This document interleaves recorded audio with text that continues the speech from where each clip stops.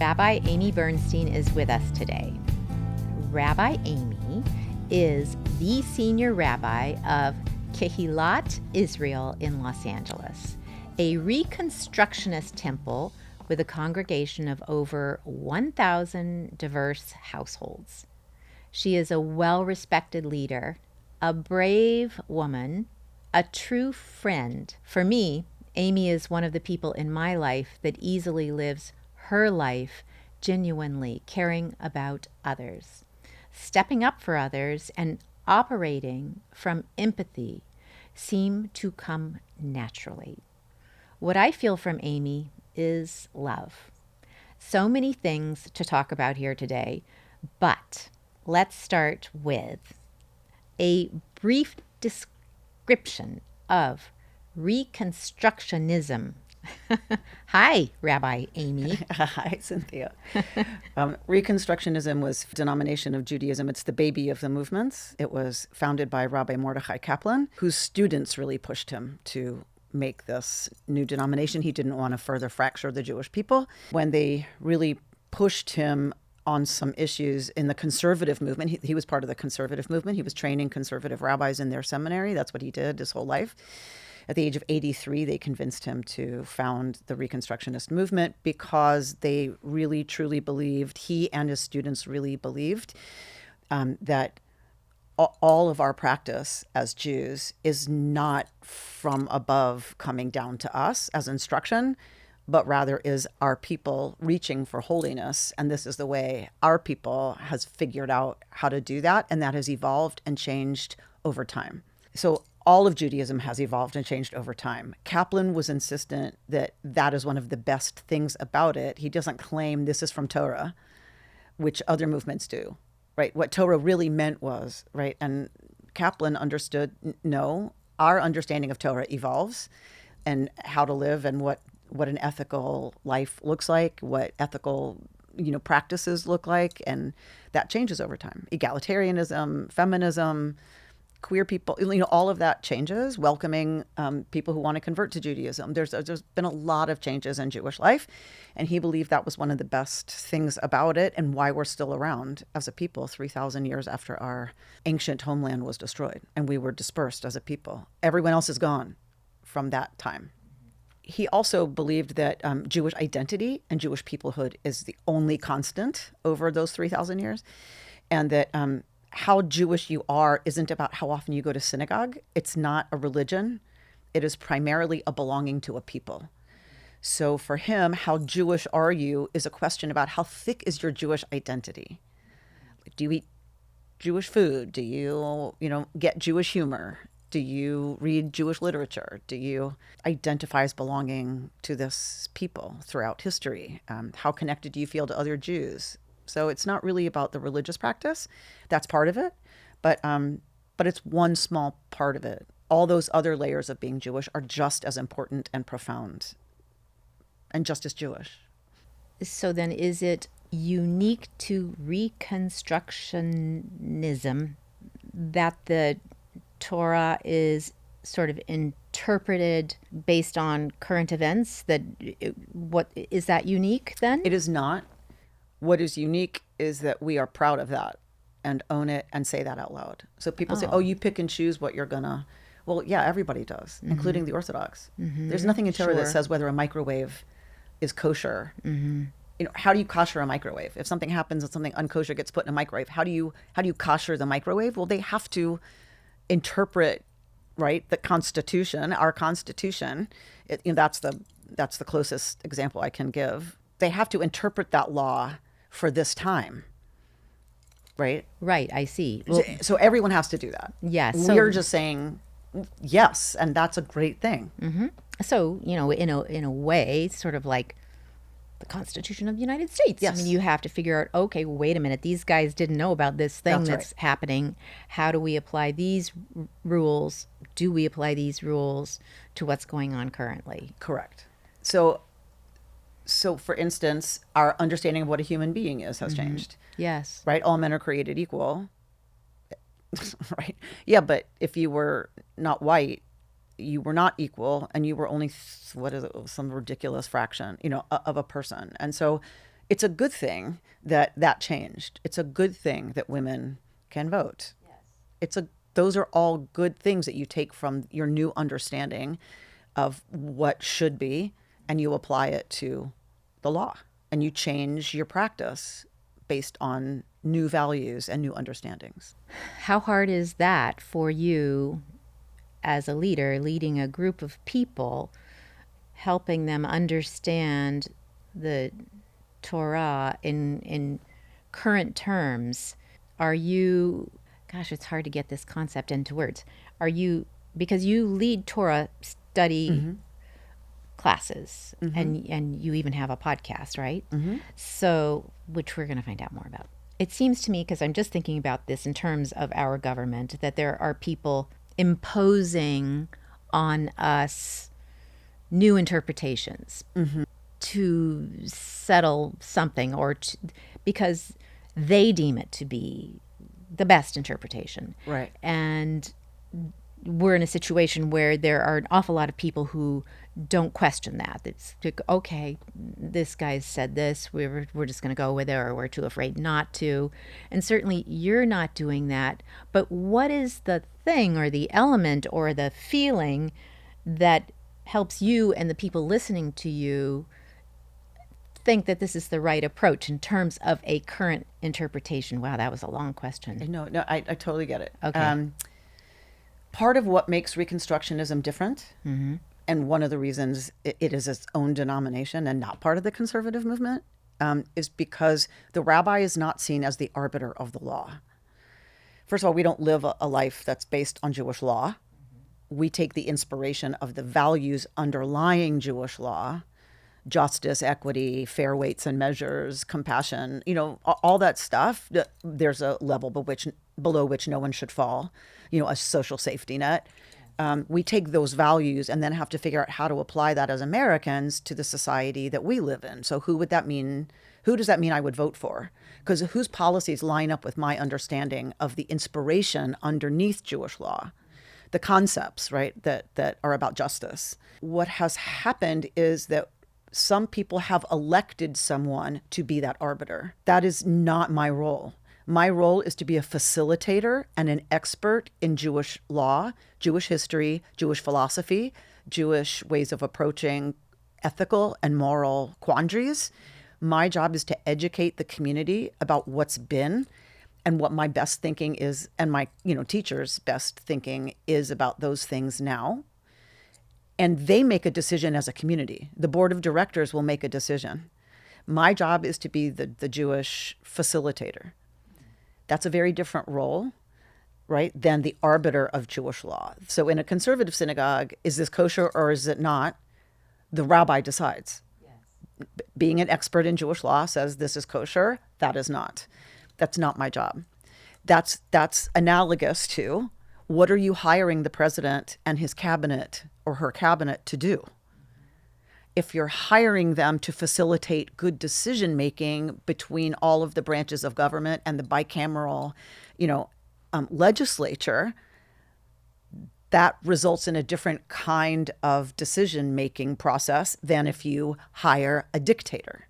You hire someone who you want them to make the decision, or you're okay with them and their group making decisions and interpreting the law in a way that many of us object to. So I already object to the kind of process that this government uses and the people who voted them in will tolerate.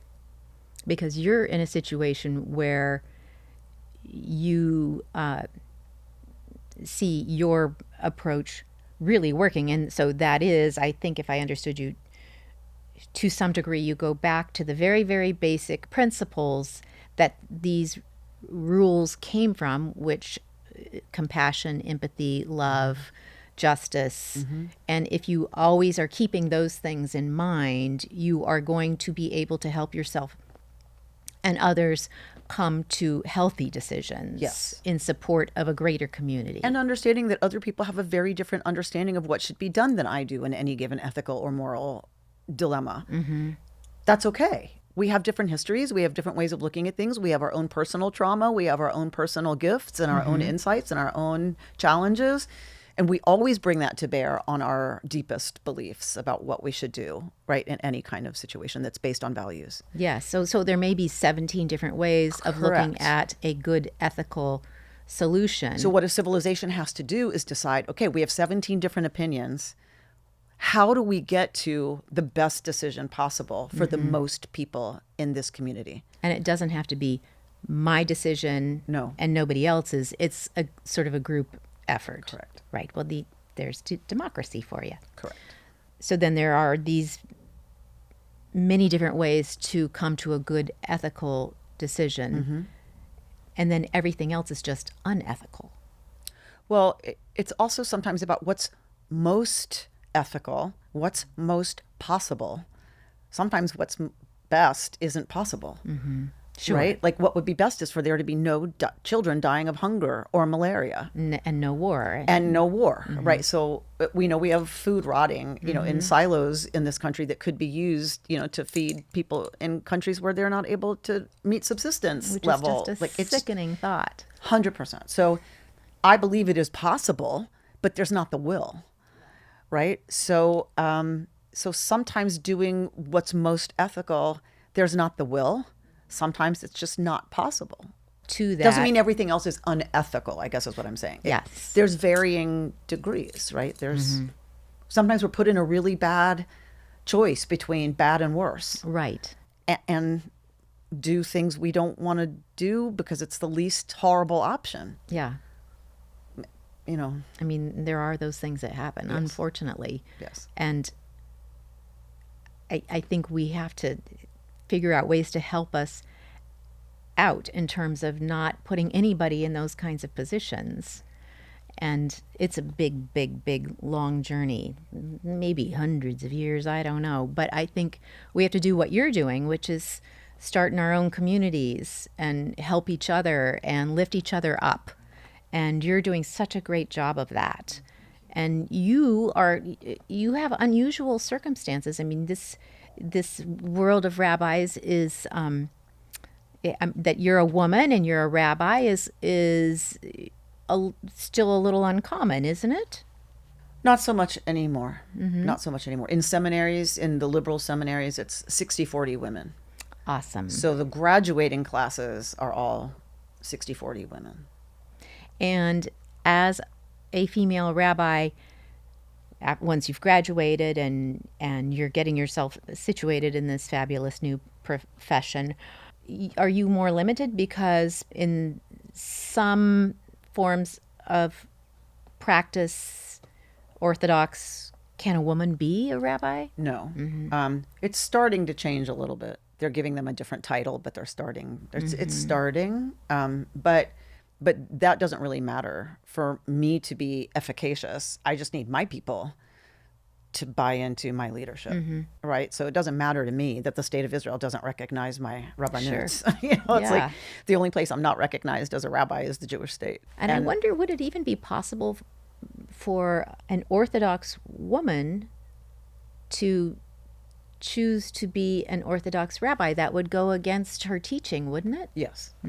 So like I said, it's starting to shift. They're starting to come up with language for teacher, which is really what Rav in Hebrew, the term rabbi. Rav means abundant, wide, big, and that it's supposed to refer to an abundance of learning. So my degree that hangs on my wall says, Amy Rose Bernstein will now be known as a rabbi and teacher in Israel. That's what a rabbi is. You're a teacher. And so they're using language that isn't rabbi, but it's like, I see. High teacher. So it's very close. But anyway, what her authority will be, women in the Orthodox world, who knows? Hopefully it's evolving.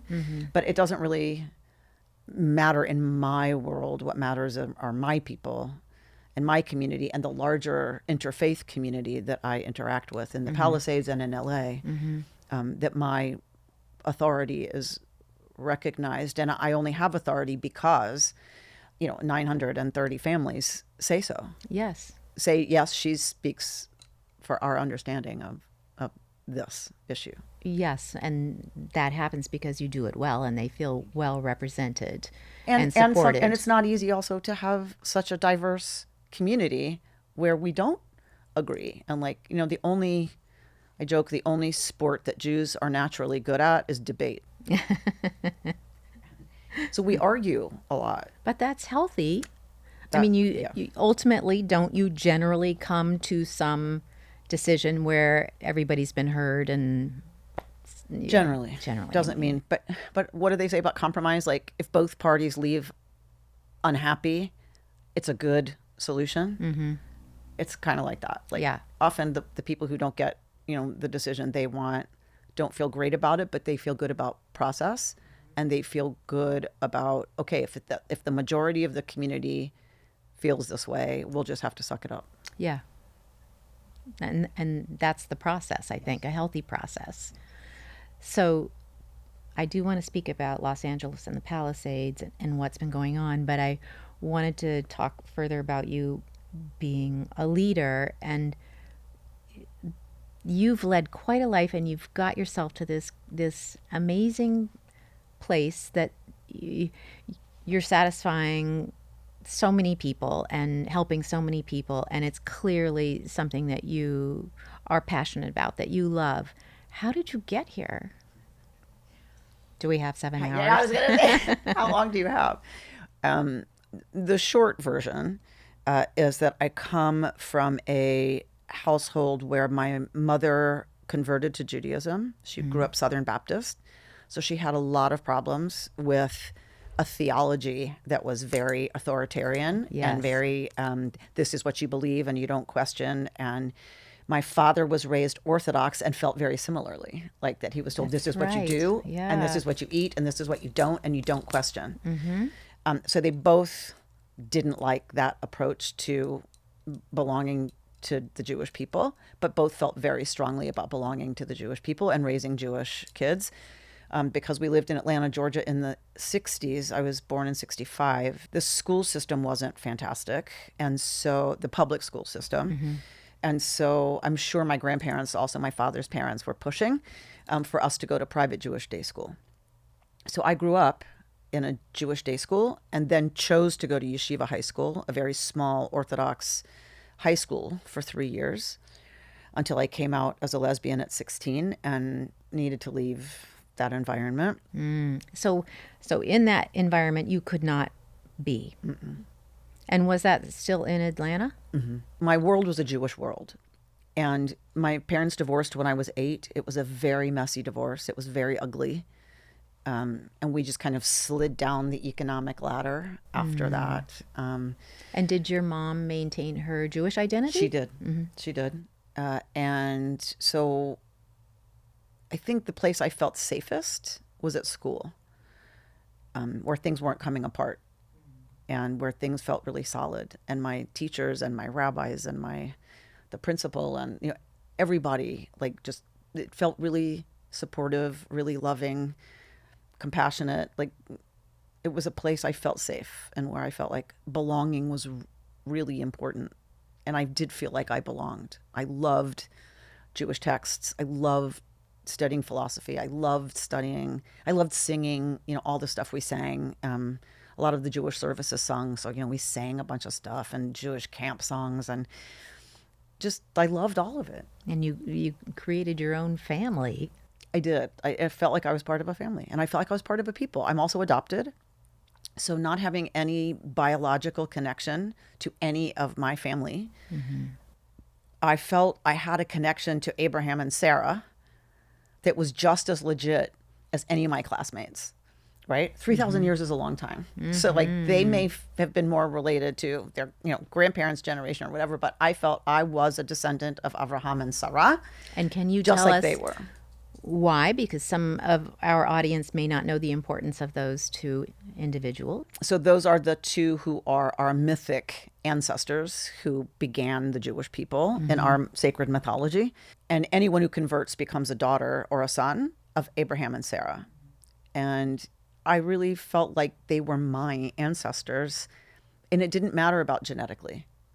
It didn't matter that I wasn't genetically Jewish. That did not matter. What mattered, I felt like I was that they were my ancestors. They're the only ancestors I knew about. Them and Jacob and Rebecca and, the whole You took them all business, Isaac, and I mean, all of them. So that felt like my family and where I belonged. Existentially, it's where I belonged. And that stayed with me through college, but because I left and wasn't talking to Orthodox Judaism or the God of Orthodox Judaism anymore, it was very lonely in college, being without a community, being without my community, the Jewish community. Everything that was familiar to me about it. You didn't go on to an institution that was a Jewish...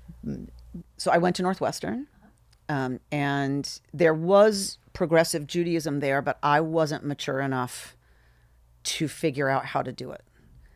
I was still too reactive about there's all this English, it feels like church, it doesn't feel like legitimate, it doesn't feel authentic. And I was just too immature to figure out which parts could work for me and which parts didn't. But it is true that I did not become a Reform rabbi, in part because when I was looking at rabbinical schools, it still was a whole lot of English, a lot classical Reform with, the rabbi as orator in a robe and a organ. And, that's what I was exposed to when I was young, especially in the South. That's the kind of Reform Judaism I experienced. And so that's not what I wanted. It didn't speak to me. It still doesn't. I mean, there's lots about it that's beautiful, but it doesn't really fill me the way Hebrew and traditional study and prayer does.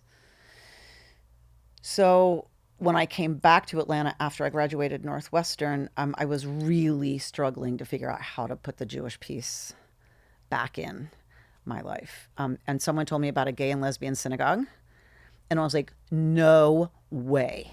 No way. It can't even be possible. It can't even be possible. Fake Judaism. Absolutely not going to happen. You won't catch me dead there. And my partner at the time said, well, then you can't complain at the high holidays that you're really lonely and depressed. Complain or go to the service, right? Like, it was like, I was not going to give up my rights to complain. Like, there was just no way. Okay, I'm going to one service, one, and I don't want to ever hear about this again. And she said, I will fine. have done my job. I will have done my job, and then I get to complain. And so she said, fine. I said, fine. She said, fine.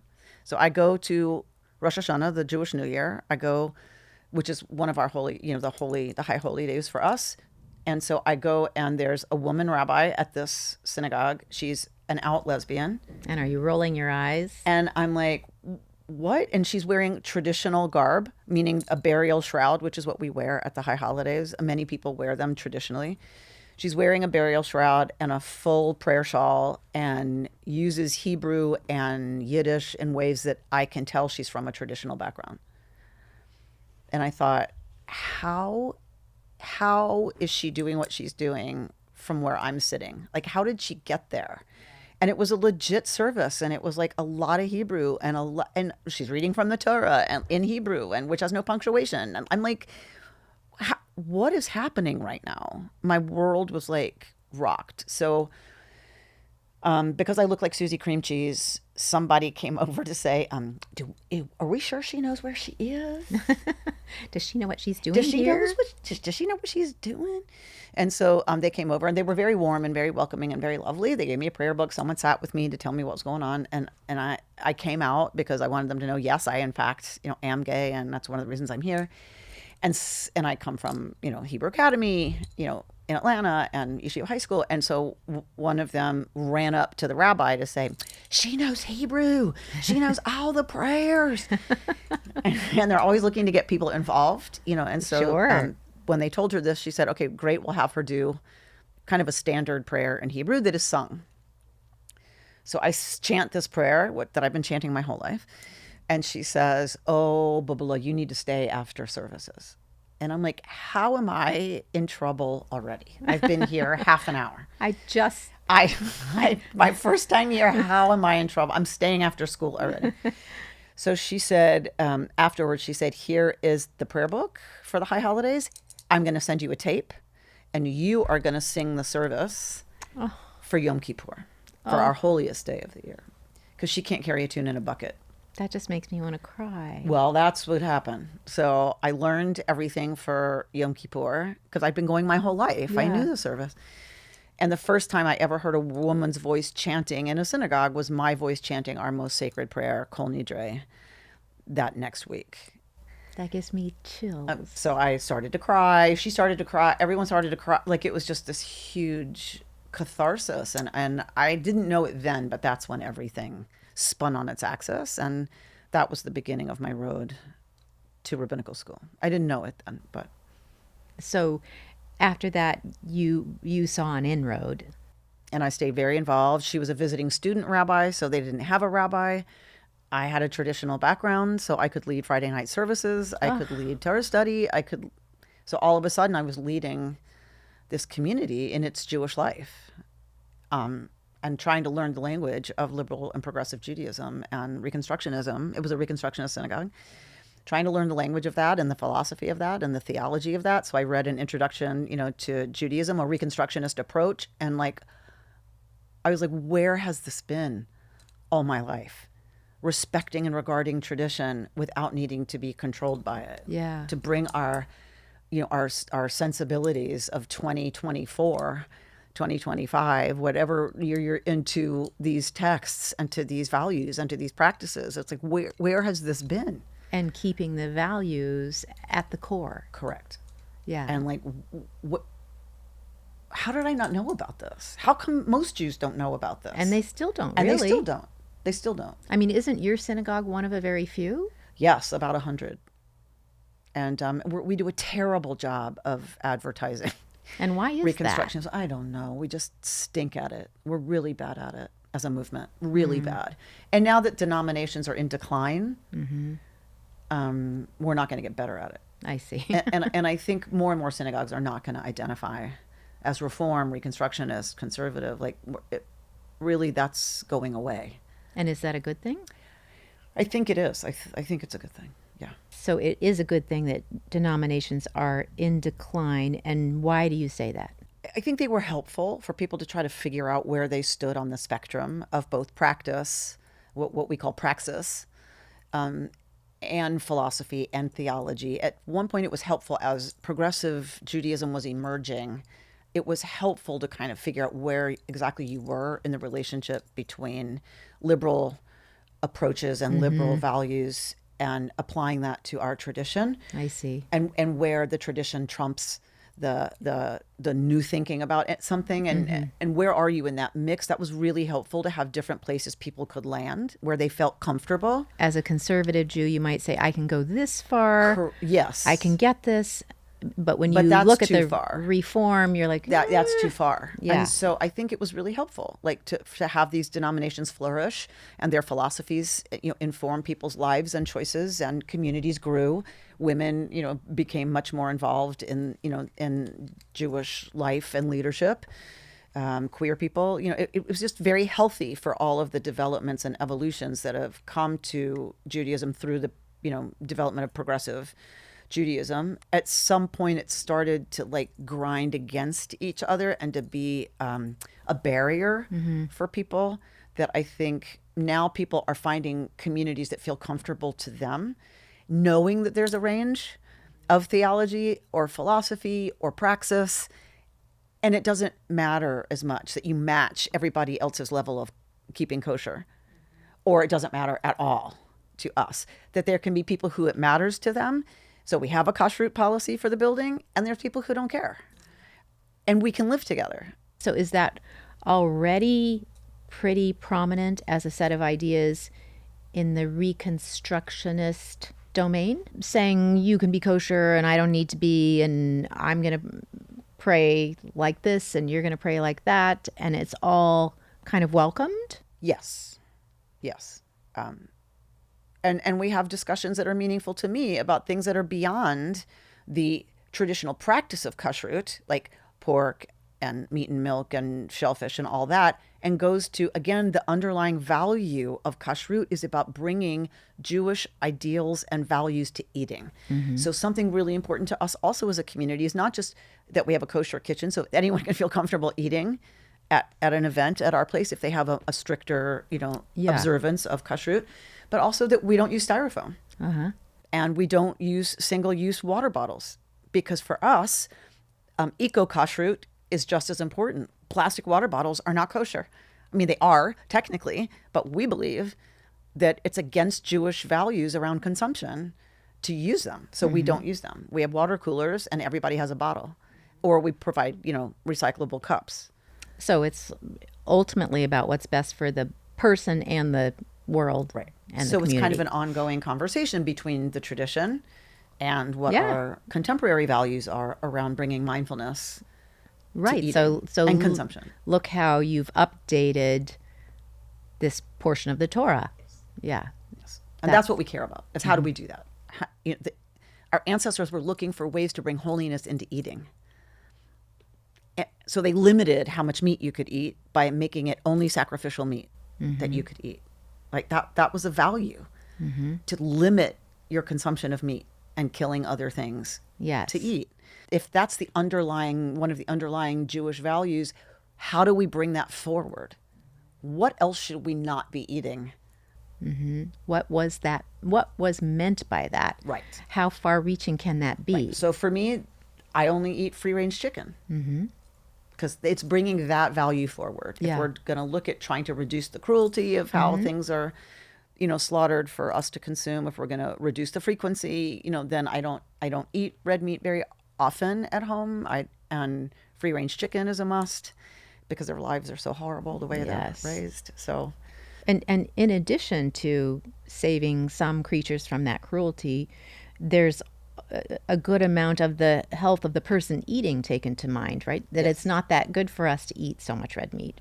I find too that, well, first of all, I believe that you're involved in learning about other faiths too, and that you have a community of faith-minded people that you relate to, right? Yes, we have an interfaith clergy group in the Palisades, and that is a very close-knit group, and we meet every month to sit and have lunch and just talk and get to know each other. We plan a Thanksgiving service together every year, an interfaith Thanksgiving service, and we come together around some other events.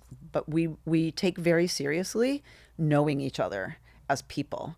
We have very different theologies. We have radically different understandings of God and what that then means for how you're supposed to be in the world. That I'm queer, right, for some of them is anathema. But it doesn't mean that the person who holds a theology that says I'm living wrongly and unethically in sin, it doesn't mean he doesn't love me as a person.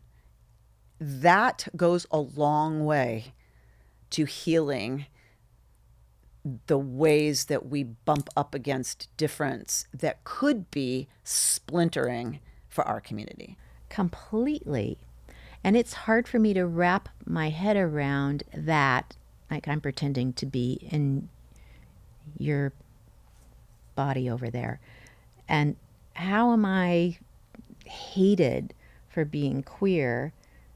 How do I know this person is hating me for being queer or dismissing me or disgusted by, and also at the same time receive his love? How do you do that? I think partly it's because of who he is. I don't feel like he hates me, and I don't feel like he's disgusted by me. His tradition teaches him it's wrong. He knows mine does not. Progressive Judaism does not teach me that it's wrong. So he knows I'm living in line with my values. They don't line up with his. But they don't allow women to be leaders in their church either. So it's like, so he knows and respects that my tradition celebrates my authority or being an authority, being the rabbi. He knows that and he respects that. And his church does not. Does that make sense? Like, so It does. he doesn't judge my following my theology and my tradition's guidance, and I don't begrudge him following his. We were on a panel discussion one time, and he said to me, we were talking about queerness and gay relationships and gay marriage and whatever, and he said, my God is not confused about what makes a family. My God is not confused. And it was interesting, and I kind of chuckled, and I said, mine is not confused either about what makes a family. Love makes a family. Yeah. And so it was like we both had exactly the same value. Right. Which is our God is not confused Yeah. about family. And we have a very different interpretation of what that family means. can be. Right. But you take the Constitution and you say there's a right to privacy. Well, does that mean abortion is legal or not? Yeah. Right. Right. So that you're taking the same exact law from the Constitution or several laws, and you're using them to bolster your understanding of why this should be allowed. Right. And that our thinking has evolved and should, and a woman should be able, blah, blah, blah, blah. So it's very much like that. Like his tradition evolved this understanding of what marriage is, and my tradition evolved a different understanding. We both get it that we're taking the same institution, marriage or commitment or family, whatever you want to say, and interpreting it wildly differently. But we both would agree, I think, that spouses shouldn't cheat on each other. Yes. Like oddly, we do have values that line up, that we should be loving towards our kids and not beat them. You have a lot that lines up. We have a lot that lines up. And so also, just as much as he believes this is what a family is, and you believe this is what a family is, as much as you understand that he has this belief system and it doesn't include you getting to be gay in his church, yet he still loves you, it works the other way. As much as you disagree with sort of the ethics of his theology, let's say, you still care about this person. And yes, wow, that's a big lesson for the world. It's huge, that's why I brought it up, because had we just met at an event yearly at the Interfaith Thanksgiving service, I bet I would have my judgments. Sure. And my assumptions. Yeah. And my prejudice, about people not, recognizing feminism or gay idea, whatever.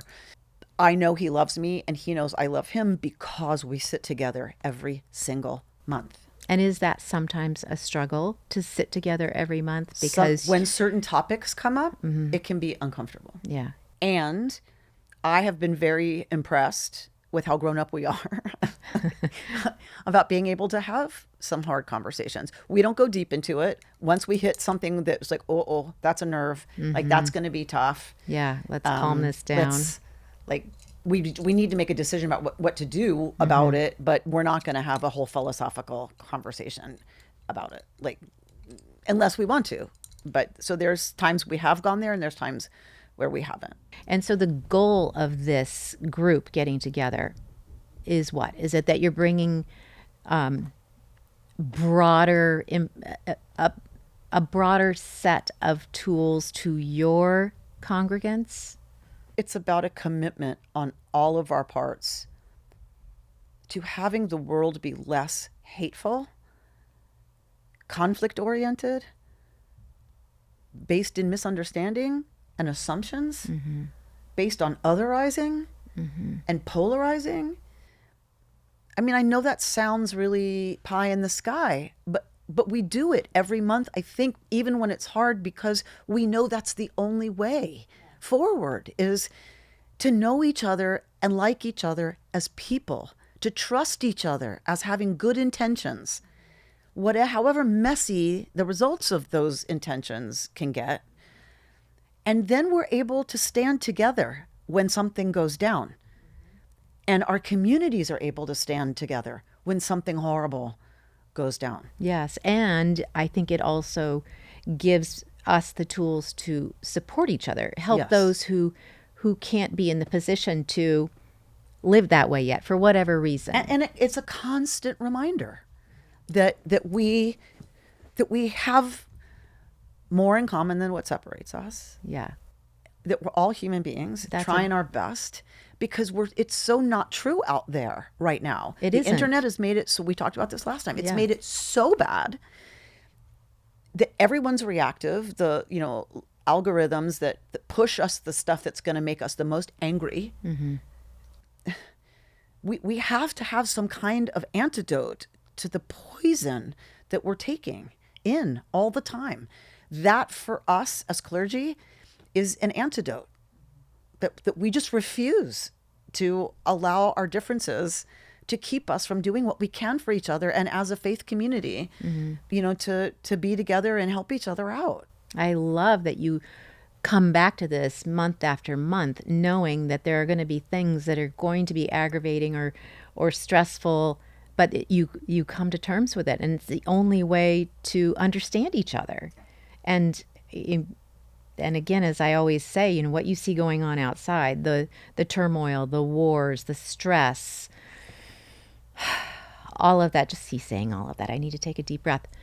Is going on inside of us. And we've got to figure out a way to quell that, to get back to love, talking about sounding corny. I mean, it's really empathy, compassion, love, feeling, working from feeling rather than intellect. All of those things will help us know that we can and should and do sort of automatically support each other when you come from that sort of a base. And owning and naming our feelings that we're coming from. Yeah. Because so often people are coming out of fear. For sure.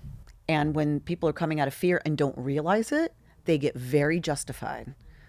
There's righteous indignation all over the place, right? And so both empathy, love, compassion, yes, it's forgiveness, transformation, curiosity, all those things are really important to work from that place, and to acknowledge when we're working from a place of fear or sadness or grief or loss or rage, and to be able to say, okay, I feel really scared right now about where this conversation's going. Yeah. I just need to, and I've said that in that group. I've said, this makes me very nervous. I just need to let you know this makes me very uncomfortable. And I'm feeling afraid. And here's what scares me about this. And when we can do that, we can have a conversation. Or I say, you know what, I'm just feeling too activated and too fearful and triggered, and I need to take a break from. Can we switch topics for right now?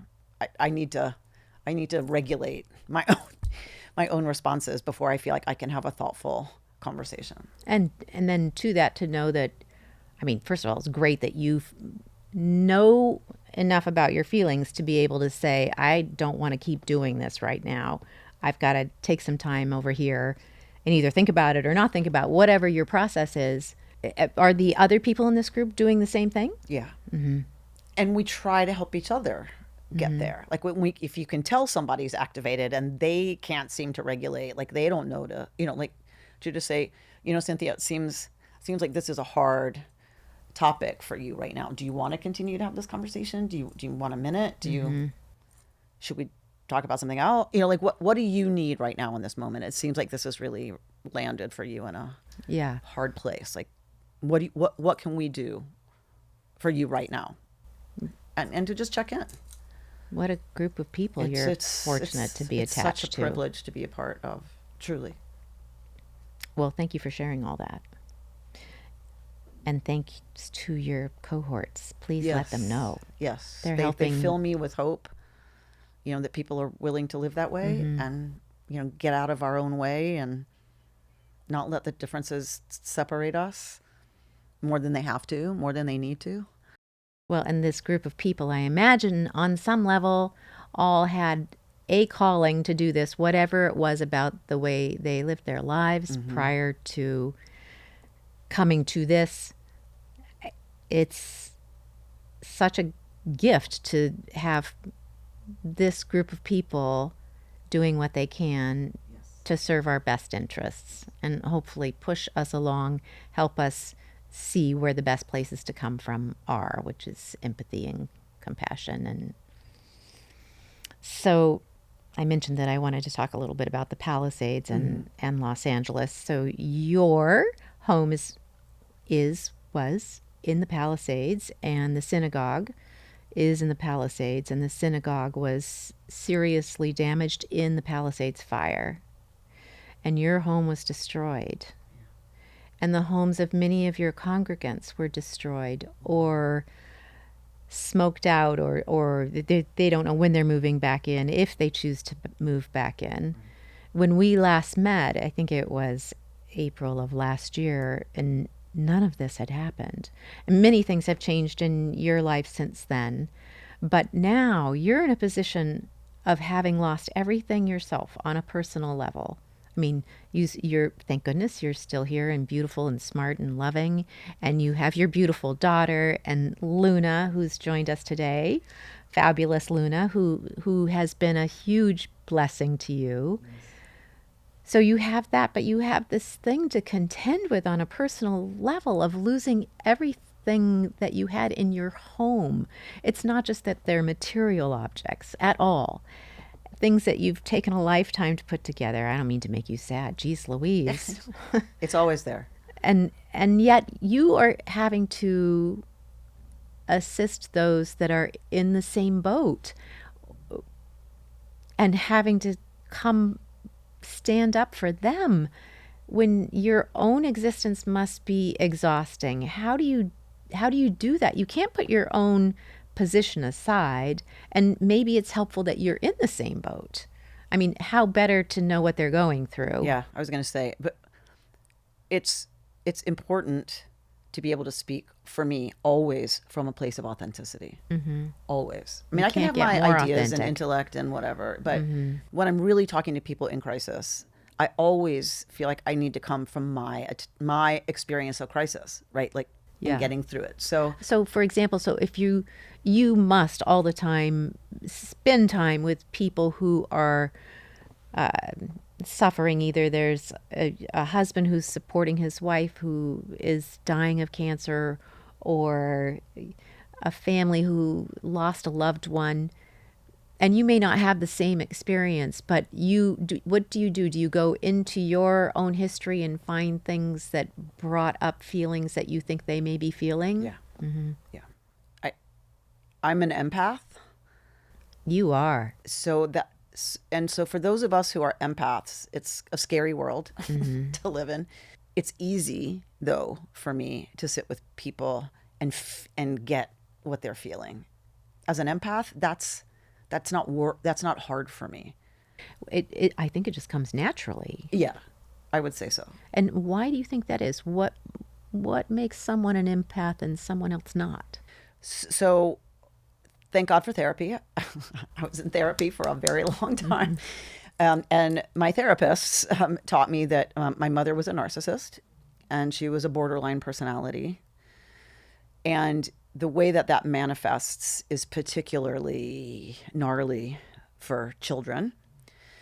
And what it means is that the child develops the ability to read the narcissist very quickly, nonverbals.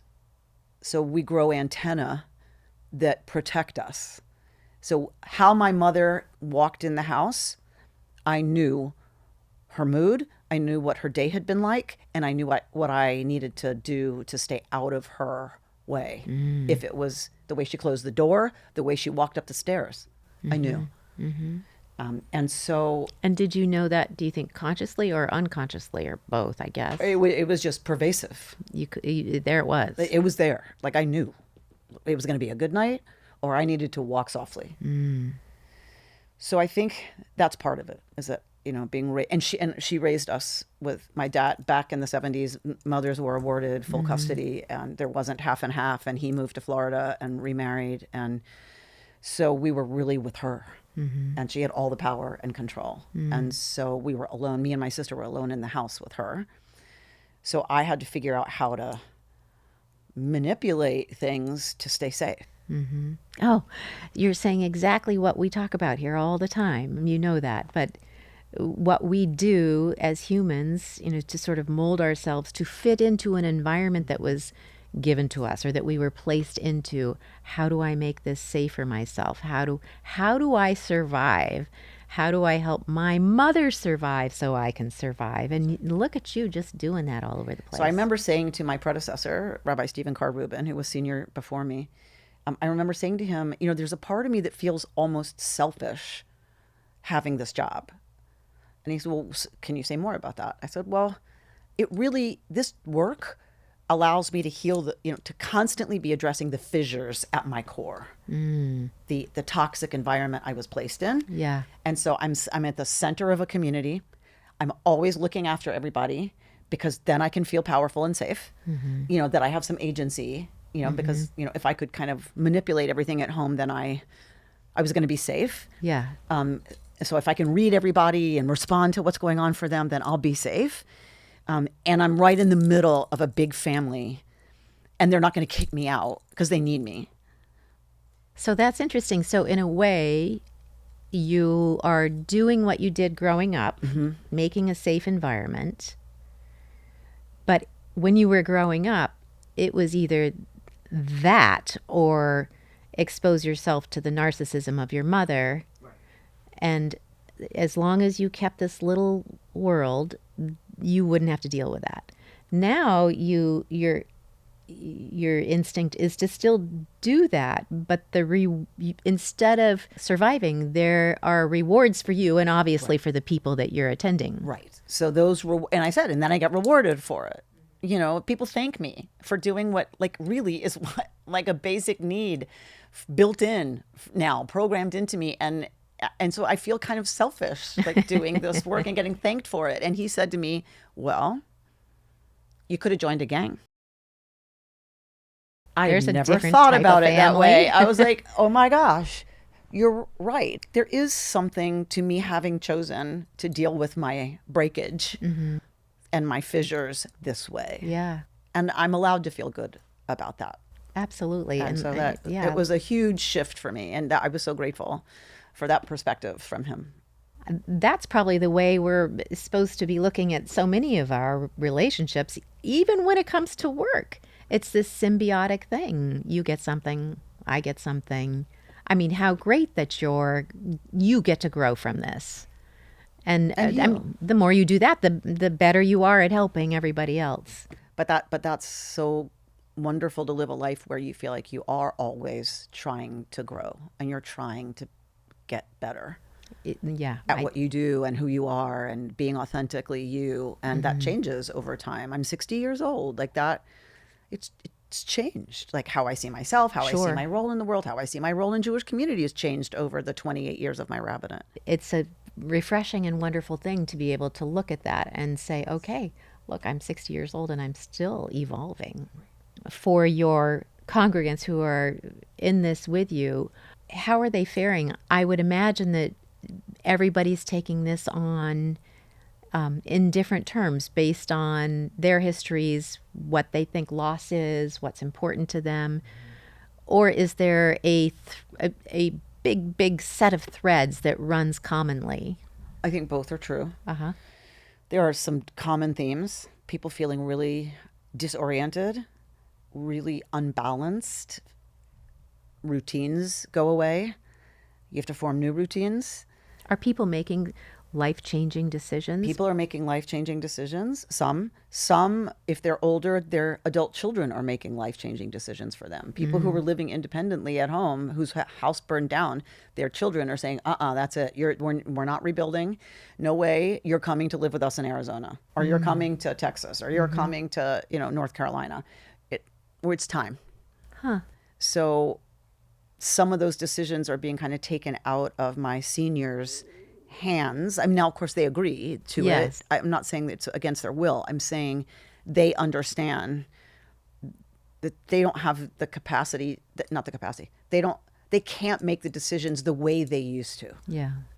Because now it's a much broader context. If it's going to take 5 years to rebuild, where are we going to live until then? And then, so all of that. And what is the quality of life? And what's the quality of life? And the kids are like, well, we want you near us. And we've waited and you were happy in your home, but the home is gone. This is the moment. And so I've lost an entire swath of my community who are my elders. That is really hard because I always swear I'm not going to cry when I talk about this. because I just assumed I would be with them when they were sick. Oh. And as they're dying, I've loved them for 15 years. And it was always my assumption that I would hold their hands at the end. And they're just gone. They've been uprooted and planted somewhere else. And I'm so grateful for that. I'm glad that they're having good lives, and I'm glad that their children are enjoying their company. But it's very hard to lose them all at once. I can't imagine what that's like. It's really hard. And I miss them at Torah study. I miss them at services. You know, I miss George Walcon, 96 years old, telling me, Rabbi, you're terrific. I don't hear that anymore from him. Like, you know, it's just, they're just small things, not small things. They may seem small, but they're huge in terms of how we feel rooted and grounded and oriented in the world. And I would imagine, too, that many of the people who are most involved are the elder people because they have more time on their hands. They're retired or you know, sort of thinking things through and wondering about the universe and a God or no God.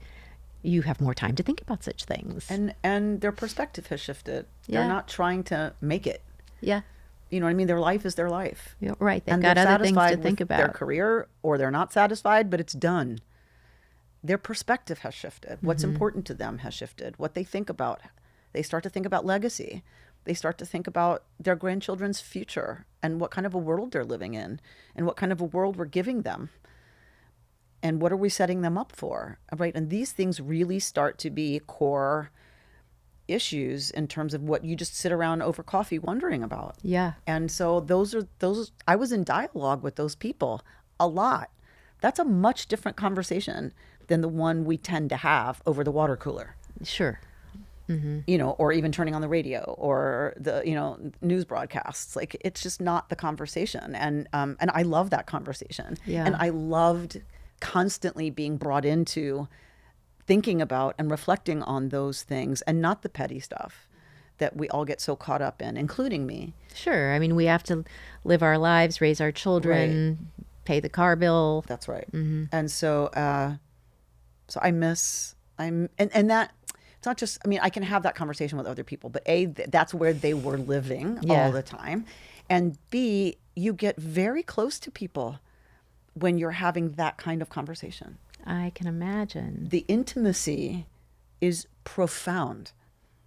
So I was closer to many of them than I am to everybody who's so busy. Yeah. That I what a see at loss. meetings, you know, that I see at finance committee meetings or at a board meeting, or, you know, and I love them too, but it's a different relationship when you're sitting with people who are contemplating the end and what their life has meant. And talking about things deeply. And about what they wish they could change. What a unique position for you as a youngster in their world. Yes. To be in that world. They call me kid. No wonder you miss them. I miss them so much. So I want to shift a little bit. So you are a proud queer woman living in the United States in 2025. What is happening?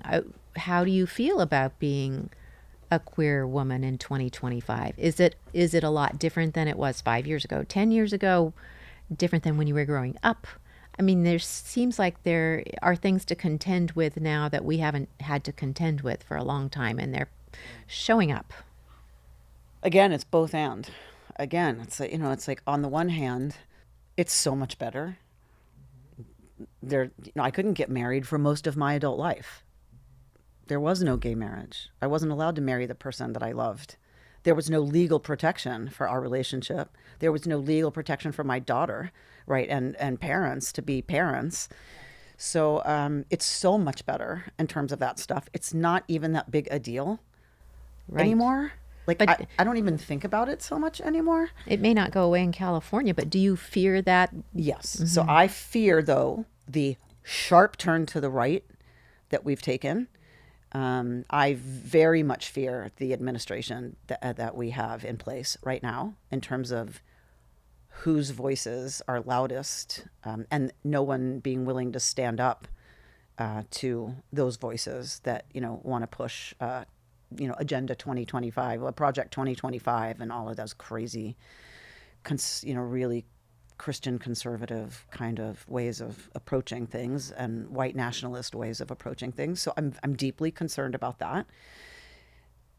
So that's scary that we could be moving backwards. The fact that Roe v. Wade was overturned is terrifying. The fact that, people are, talking about wanting to overturn gay marriage, that's terrifying to me. That not just that I might not have the privilege to marry. It's not that. It's how could we possibly be going to a place where we're taking rights away from people? We've never done that. We have always understood. I'm sorry, I'm getting activated. Go. We have always understood as a country that the more rights people have, the more people who are protected by freedom and responsibility with that freedom, the more people who have that, the safer everybody is. When did it become okay to start taking rights away from people? When the vote expanded, it got better. Our system, our electorate got better. When women could work outside the home and contribute their talent and their time, and they had the right and were able to do that and get equal pay, that's amazing. It's a good Our move. productivity went up. There's better ideas when half your population is not, sidelined. Yes. So and better for our children. And better for our children. And so it's like the right to an education. To take rights away from people, that has been antithetical to what it meant to be American and what it meant to be a liberal democracy and a republic. So how do we get people to speak up? I don't know, but I'm not in the halls of power. So what I have to say doesn't really matter, but I was in the street. I took to the street, to say, Yeah. And so I feel like we need to do that. So on the one hand, I feel like, so that's really scary that we might be looking at a time where rights are being rolled back. But at the same time, the left has become so orthodox that I'm just a plain old L. I don't know anything. I'm just a plain old L, which means check yourself. You're not gender fluid. You're not, somewhere on that spectrum of I'm just a plain old lipstick white lesbian, which means I have very little in my community to say about stuff. Wow. Which is a very interesting What do you do with that personally? place to be.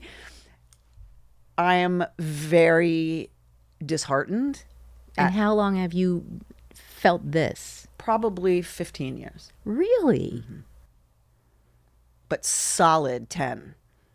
And it's getting worse. And so how do you stand up for being not just a plain old L? It's really hard. It means I often don't want to be in queer spaces where the demographic skews younger. And a lot of us feel that way. A lot of us old L's and G's feel that way. That we're not welcome in a space if we're not a T or a B or a Q. So you're not far-reaching enough? You're too close to being not normal, gay? Regular, yeah. I'm a cisgendered white female. So I have very little to say in a lot of people's minds on the left about any issue because I am from privilege. My white privilege, my class privilege, my cisgendered privilege, all of it. My Susie Cream Cheese, lipstick lesbian look privilege because I pass. I remember having this conversation when I was young. I didn't think I'd have to have it as an older person. But I remember someone said to me, so, you dress for the patriarchy. You wear heels, you wear makeup and certain kinds of jewelry and your hair. You realize you're oppressed, right? You realize you dress as an oppressed person, answering to the beauty standards of the industry, and that's run by the patriarchy. What did you do with that information? And I said, oh, wow, really? I said, so for me to be liberated, I should dress how you tell me to dress as a dyke. Yeah. Then I'm liberated. Right. If I dress in cargo pants and short hair and get more butch because you say that's that's how I'm going to be liberated, then that's what I should do. Just follow what you tell me to wear. Like, in what world does that make any sense? Isn't the whole idea supposed to be that we get to choose? Yeah. And of course, they'll say you're brainwashed by the culture. Okay, fine. And you're not? And that's all just because of how you look. And that conversation is happening again. That because I can pass, I come from a place of privilege. And I know I have white privilege. I know I have class privilege. I know I have privilege because of the opportunities in education that I've been given and that got me ahead. So I make money that other people, I 100% own that. What does that have to do with me not having anything to add to the conversation about what it is to be a queer person in this world right now? And I mean, that dismisses a huge community. And it's a real issue. It's a real problem. We're having a real problem in our community. Because, well, in my opinion, and I'm not in your world, but it seems to me that because you are a huge community, men and women who, look like you, that community is losing out because you have this valuable voice and want to be part of this queer community. You're not stepping away from it, but you're sort of being forced out. So what I believe is wrong with the rest of America is also wrong with queer America, and that is that we've been pitted against each other. And we're focused on our differences, and we are focused on a zero-sum understanding. So if you have rights and privileges, or we're focused on your concerns as a, non-binary person, if we're not focused on that exclusively, you've got less of the attention pie. That's a zero-sum way of thinking that I completely disavow. Yeah. It is not a zero-sum game. We need to grow the pie of attention to rights and responsibilities, right, in general, and justice and equity and compassion and all of that stuff. So how do we do that? If we do that, everybody gets a bigger piece of pie. But we're fighting over the size of the piece. And that's been a victory that we've been turned against each other, both in the political realm, and I see it on the left.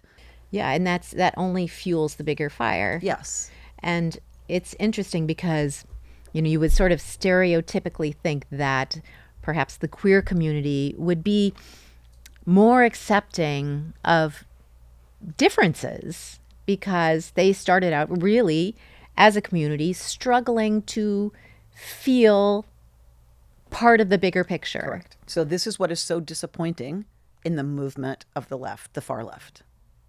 And I know that's just language, just terminology, but it is so orthodox on the left that it bumps right up against white nationalist orthodoxy. Yeah, amazing. They are the same.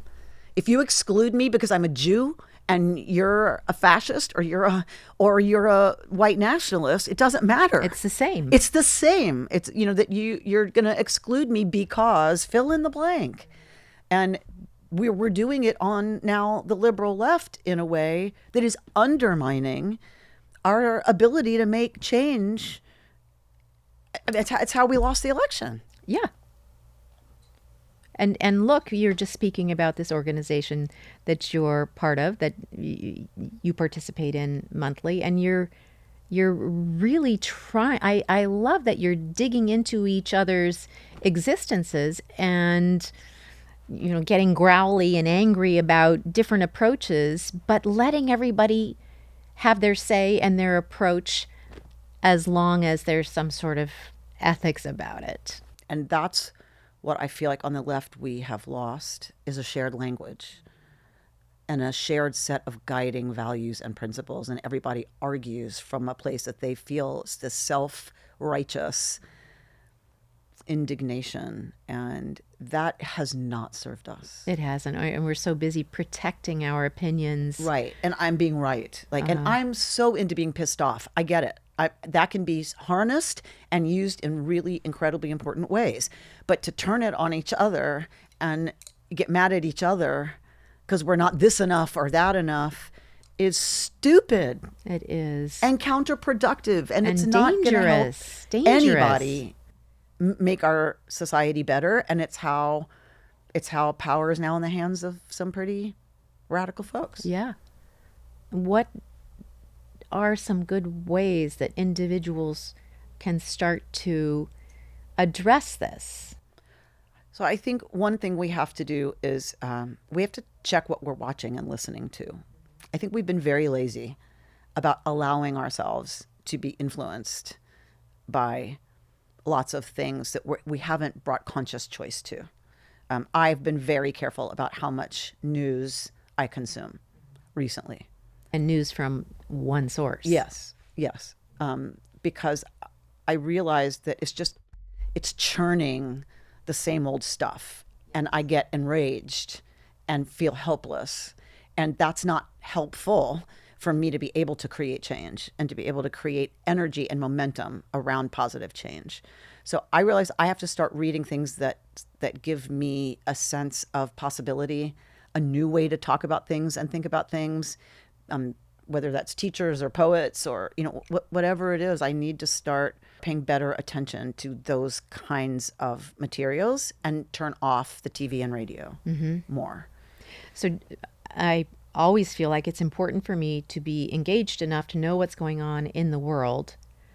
That's important. But yet I don't know if what I'm accessing is telling me the absolute truth. It likely isn't, no matter where I'm going. Isn't, because there is no such thing, right? We used to agree on at least a set of facts. We don't even have that anymore. We don't. So, and truth is whose truth, right? So I get that. And that's all, that's going to be the case, going forward. I get that. But what I'm talking about is the stuff where it's like, I know about the big, beautiful bill. Why do I need to listen to another story about the level of machinations, going on? Like, it's going to pass or it's not going to pass. There's nothing I can do about it. I can only elect officials who won't do that kind of thing, right? Who won't cut, that medical care for the poorest things. kids in this country. So that's the part where I'm like, okay, do I need to know more about what senators are saying about? No, you've done what you could. You elected who you thought would represent you best. And, right now I'm not so sure anyone's being well represented. So it's not that people should disengage. It's good to know what's going on in the world, but you don't need to drive yourself nuts by picking up the newspaper every morning and just doing a deeper dive into something you can't affect. On my drive, I could be listening to this podcast because it's a different perspective. It's a different focus. And our lives, attention is what we choose to focus on. Our entire lives are what we choose to focus on. Minute after minute after minute after minute, that becomes a life. And what we're not, I'm actually reading something about attention, which is why it's here, right? Yeah. That attention, it's a weird thing. It's a weird thing, attention. I don't want to go down that rabbit hole. It's really fascinating. I'm Maybe curious. We can have that conversation one time. Yes. But because attention is a very interesting thing, because there's so much we miss that we think we're attending, and we actually miss a lot that she doesn't miss. Luna attends to a lot on a walk to 2 city blocks that I miss. Yeah. But I think I'm paying attention. Anyway, so what we pay attention to becomes our life, right? That becomes a life. And so you can choose to focus on love and empathy and compassion and do that for half an hour or an hour, or listen to more about the big, beautiful bill. And I've realized that I don't need to know any more about that. I know what it's about. I know the basics, and I know the counter and for arguments. And it's like, okay, it'll be what it'll be. I don't need to hear another half an hour about it. But I could use a podcast on the hidden brain, or I'm now studying post-traumatic growth, because we talk a lot about PTSD, but all of my people have been through trauma, or many of my people have been through trauma, including me. And we don't talk a lot about PTG, post-traumatic growth. Why not? We don't. Because we've skewed, towards the way it's an illness, the way that it's a malady. Right. Because that's what so much of our culture does, is it looks at what's wrong with us and how do you fix it, rather than what are allowing Vietnam vets all the way through Afghanistan and more recent, American veterans' experience of war. What enables the ones that thrive to do that even though they lived through the most horrific traumas imaginable. What's the difference? What made the difference between PTSD as their, response and PTG? Yeah. Well, that's a really great set of things for me to be paying attention to. Yes. Because that, rather than, right, the big beautiful bill, because that will help me be able to use language and practices that will allow me to help my people have a better shot at experiencing post-traumatic growth more. Yes. Which is... It's not going to fix it. No, it's not going to... It's clearly at the forefront in your community right now. 100% at the forefront of my community. And that's really where I need to be spending more of my time, getting educated, getting inspired, getting creatively thinking about, so how do I bring that to my people? That's such a good lesson for all of us. How do you focus on the things that you can actually affect? Really good lesson. And the things you can't affect but wish you could are probably going to cause you stress. So somehow suss that out. I was completely shocked and frozen and frightened when Roe v. Wade went out the window, and I couldn't in a million years think of that happening. Right. And I can't now change that. It was done. And I can't keep listening to things that tell me I can't change that. It just makes me more and more frustrated. Right. So where do I go in this world where I can make a change? And if that is so important to me, that topic, where do I go in my world where I can affect that thing to some degree? And how do I, and then this is also speaking to what you were saying before, I do this because I'm selfish, and I do this because it helps other people, and I can't help myself from wanting to help other people. So what about solving problems or meeting challenges is satisfactory to you? Where can you find some recovery in doing that? And at the same time, you can't help but help other people. So I think helping other people gives me a sense of agency, because I feel like such a victim of circumstance on so many levels. And that's one of the first things PTG addresses is victimhood, moving from victim to victor over your circumstances. That's big. So I think part of my being with people and helping people really helps me, because it gives me a sense of agency, so that I don't feel quite as helpless and as much a victim. So that's part of it. Part of it also is having a role is really helpful. Like having something I'm supposed to be doing is really helpful, because otherwise I could sit in a padded room, and it would need to be a padded room, and just brood. Sure, and that's so easy for all of us. And that would be really easy for me to do, is brood. And that is certainly not helpful, and that is not skin I want to live in. Yeah. Well, and you've put yourself in a position where that's really not possible. That's not possible. So I do think, looking back, always hindsight is 20/20. I do wonder about how many of us jumped right in to help and go full throttle because we didn't want to address our own pain and our own grief and our own loss. Because I feel like I'm experiencing a level of burnout that is, I'm going to have to take a month off, because I can't keep doing this. So this level of burnout is because it's sort of almost a perfect storm of needing to, you're being so needed and you so want to help, and you can't help yourself but you need help. And so helping others helps you. You get a lot of satisfaction from that, which is fantastic. But helping others and feeling good about that doesn't help you recover from your own circumstances that are very similar to those of the people you're helping. So you're still pushing all of that by the wayside. So people in the helping professions who are wise and mature and have done good work, like in therapy and other places, we know to be on the lookout for the danger of allowing helping to cover our willingness to face our own grief and our own fear and our own disequilibrium. And but I didn't pay good enough attention to it because I was needed. And I want to be needed. I'm glad I'm needed. I'm glad people think I'm somebody they want to talk to and that I can be helpful, because I wouldn't be a very successful rabbi or leader of a community if I weren't. And I don't think I was as honest as I could have been about my own limitations and my own compromised capacity, given the exhaustion and the frantic pace at which we have to go in disaster recovery. I think that's another thing I want to do in my later years, is I think I do want to be part of disaster recovery work. Wow. Which is not a club you want to belong to. I don't think so. So you're taking on this new kind of edgier, advanced level of helping people.